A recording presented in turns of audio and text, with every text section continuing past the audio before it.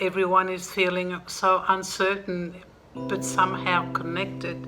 Even doing what we're doing is showing a connection right around the world. We're having different experiences, but at some level there's something that's in common here. So when we reset, how will people be? Will they be so certain about their lives moving forward? Because nothing was ever certain. And now more than ever, people will know that.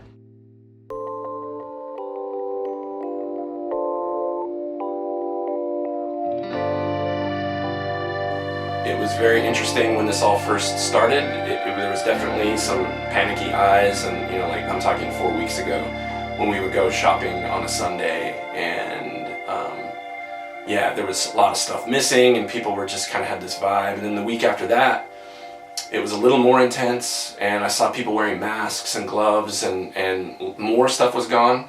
I'd say the third week, there was a much mellower vibe. People seem to be more relaxed in their shopping habit now, which is good.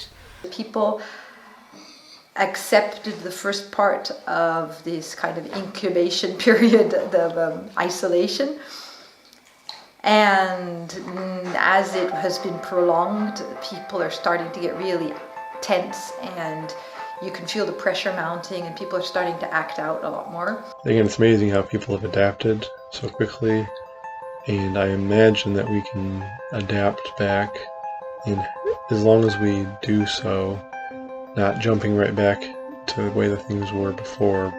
I know there's a lot of activities that since the 4th of May will reopen. It almost does feel a little bit like life has gone back to normal, except there's no concerts yet. And now we're starting to loosen up. There's still social distancing, but people are going to stores other than just food and pharmacy. The state of Minas Gerais, however, has just decided that they're going to open up. So, and I'm somewhat worried about this because my mother-in-law lives up there, and she's not in the greatest of health, and they have cases in her area. There is a lot of talk of easing the lockdowns, the quarantines, while in Turkey we don't even have those yet. It was starting to feel like we would never go back to our old life, and I didn't see the light at the end of the tunnel. And now Italian government is talking about the reopening of a lot of activities. The behavior change that I think is going to be very significant is how we come out of this. My state right now just had 221 deaths yesterday. So we're still peaking here. So to even think about these things, we're talking a month maybe from now. So I'm hopeful that some of the people that are of the scientific boards that control public health get their voices heard about how to control this as we have a controlled sort of reopening, if you want to call it. Many people are going to be scared. I'm going to wait. I have no reason personally to tempt even my fate with something like this. I'm happy that some other activities are reopening, such as libraries and bookstores. The Northern Territory has decided to reopen some of their national parks, allowing people to camp and be out in larger groups. My place of work is considering a gradual plan of transitioning back. I'm sure they'll take it quite slow, step by step, department by department, and a lot of things will change. Some of the states are now looking at relaxing some of their restrictions, with some states having students return at school. At our school, they're figuring out a way to make us go to lessons, maybe in groups. They're positioning chairs very far from the others. I think there can't be more than 4 people in a room. It's a very few people of our class, and we are actually 25, so we will never see each other all in a same place for a long time, I think. Our restaurants and cafes are still closed except for takeaway service, which is fine. A few places that I frequent, once a week or so more recently, have actually had to limit their business and still just have to say, okay, we've taken enough orders for today. And there are no buffets allowed, and obviously there are a lot of people ordering home food now. So a lot of waiters have started to drive food home for people. There's no doubt that when you spend an evening sitting at the same table, laughing, talking, drinking, or playing music, that you will infect each other. Now my building, actually at my own prodding, is demanding that if you leave your apartment, you wear a mask. Let's see if people will pay attention to this. I certainly hope so. To be done, like gloves, masks, they take your temperature as you go inside the school.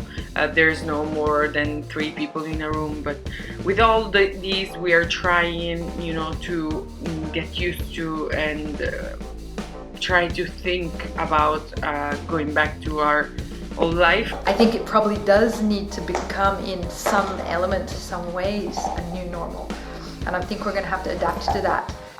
And I'm a bit afraid as to how difficult that's going to be on a societal level. And this is all part of the things that my transgender community is very, very experienced with. When we go out in groups together. We do things together, rarely alone. It's a safety thing. So when we go out, we plan these activities into minute details. People see us and they watch us. We're aware of that because, we're different to them. If we can be role models, even to mainstream folks, about how we handle coming out of this pandemic, our behavior. So we're going to be offering that to everybody. They're going to see it and they're going to say, wow, look at these folks. They're having fun. And we're keeping within the guidelines of our scientific recommendations to stay healthy and safe. The repression of our movements is becoming very systematic. There are a lot of people, like homeless people, who are being put in jail because they have not been sheltering in place. Well, they're homeless people.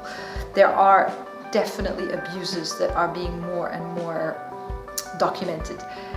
And many forms of if you want, a police state that are being imposed and becoming normal. And it's going to be really hard to get rid of those. Today in my state of Michigan, at the Capitol, we had people against the strict procedures and restrictions that our Governor Whitmer had put in place to protect us.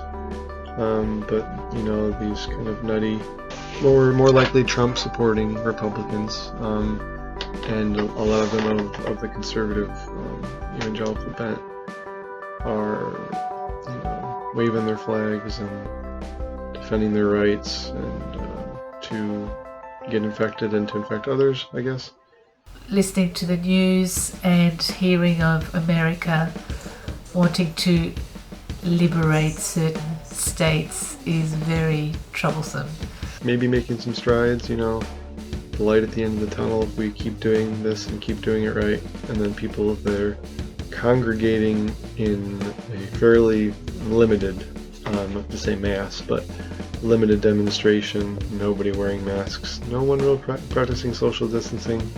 Although yes, people have rights to go back to work under normal circumstances, these are very unusual circumstances and we need to act accordingly, and that is to stay home. Some of the recent behavior in the United States of protesters protesting against some of their states' stay-at-home and lockdown rules. And unfortunately, these are folks that are unable to even spell correctly the states that they live in. So it's not a majority of people in the United States that are against this whole process of how to control the pandemic. These liberties that they talk about that are being infringed upon, in a situation like this, you have to really listen to science. There's conspiracy theories, it's just a hoax still somehow. I wouldn't say that I know too much about the lockdown protests in the US. I'm getting basically my information from last week tonight with John Oliver, which is really fun and I would recommend it. But generally with the lockdown and people not following orders, this is going to be a bit personal and political, but I get that people don't want to follow Trump's suggestions because he's an idiot, right?